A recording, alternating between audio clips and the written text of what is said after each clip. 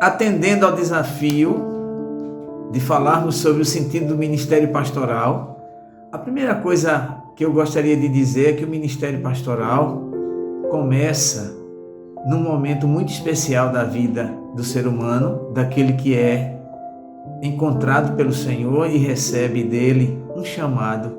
Acredito profundamente nisso, apesar de saber também que as experiências são as mais diversas, que não existe um padrão para essa vocação, mas todo pastor sente-se convidado, chamado pelo Senhor para exercer essa tarefa ao mesmo tempo linda e maravilhosa e muito difícil de ser exercitada. Quando eu penso no ministério pastoral, me vem à mente estudos antigos feitos por mim, às vezes acompanhado até da minha esposa no seminário lá em Sergipe. Era uma experiência maravilhosa na formação de outros pastores, preparando os jovens que chegavam muito entusiasmados nos seminários. E aí nós temos umas referências bíblicas que são muito importantes para essa reflexão.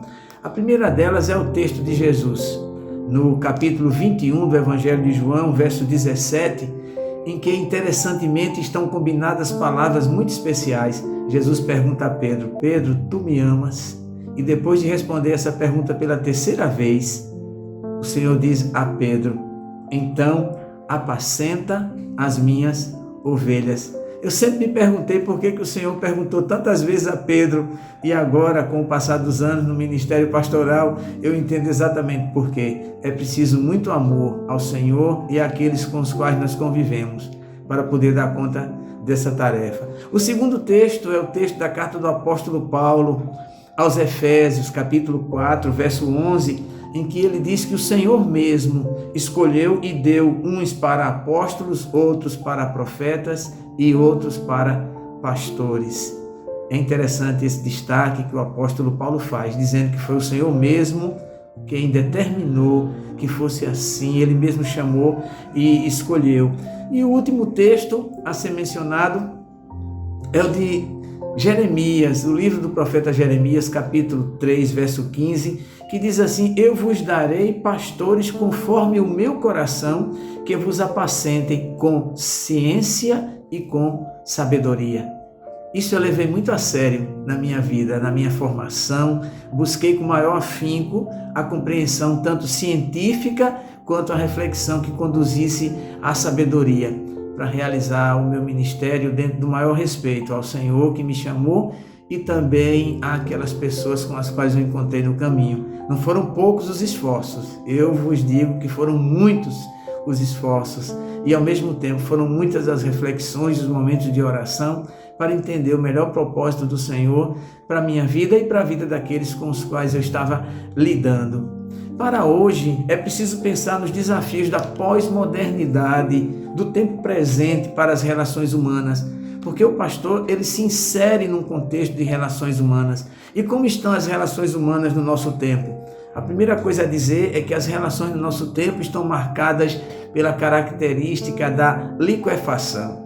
Todas elas, ditas pelo sociólogo famoso, recentemente falecido, Zygmunt Bauman, elas se tornaram relações líquidas, que nós podemos sintetizar na expressão simples, muito usada pelos jovens: eu cancelei fulano, eu cancelo Beltrano, não quero mais me comunicar com ele. E esse mundo das relações que facilmente são canceladas, o pastor se insere nesse contexto de que maneira? Apresentando-se para um relacionamento consistente, cheio de empatia, cheio de sua presença e do seu cuidado. A segunda característica que se deve mencionar desse contexto da pós-modernidade é o tempo da hipersensação. As pessoas estão marcadas todo o tempo por imagens muito especiais, efeitos sonoros, efeitos especiais, e o pastor às vezes se coloca nesse contexto como mais um efeito entre outros. O desafio é ser mais do que um contato, mais do que um efeito visual, mais do que uma persona no Instagram, é ser mais do que um digital influencer, é alguém que marca pela presença de um ser muito especial, que é o Senhor Jesus, porque a Ele pertencem as ovelhas em primeiro lugar.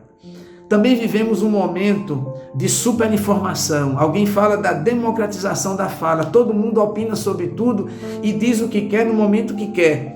Os sociólogos já analisaram isso também e caracterizaram isso como sendo a banalização da opinião. Qualquer um fala o que quer a qualquer momento, sem precisar prestar contas de referência, nem de um tempo de reflexão. O pastor se insere nesse contexto não como mais um que dá suas opiniões, inclusive porque é muito perigoso transformar as mensagens em meras opiniões, mas o pastor deve se inserir nesse contexto com a serenidade da reflexão. Mostrar que é necessário um tempo muito bem gasto, muito bem aplicado para a reflexão, para a consistência das opiniões e para a responsabilidade das falas, para que o que é dito seja dito mediante reflexão e ética, respeito por aqueles que estão a ouvir e até a se orientar por essas informações e por esses pensamentos. Vivemos também o tempo da medicalização da vida. O que quer dizer isso? Quer dizer que temos pílulas para tudo, inclusive pílulas para alguém ser feliz e até mesmo as pílulas do êxtase. O pastor deve se inserir nesse contexto como alguém que tem a escuta atenciosa.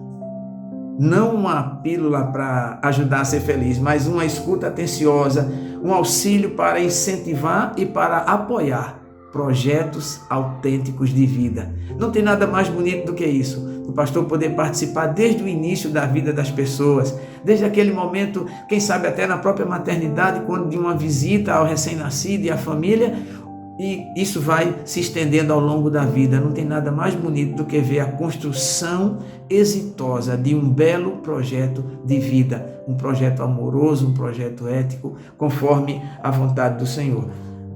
Por último, nós vivemos também o tempo da exacerbação do abandono. Há multidões e multidões abandonadas, especialmente nas capitais, se pode ver isso muito claramente.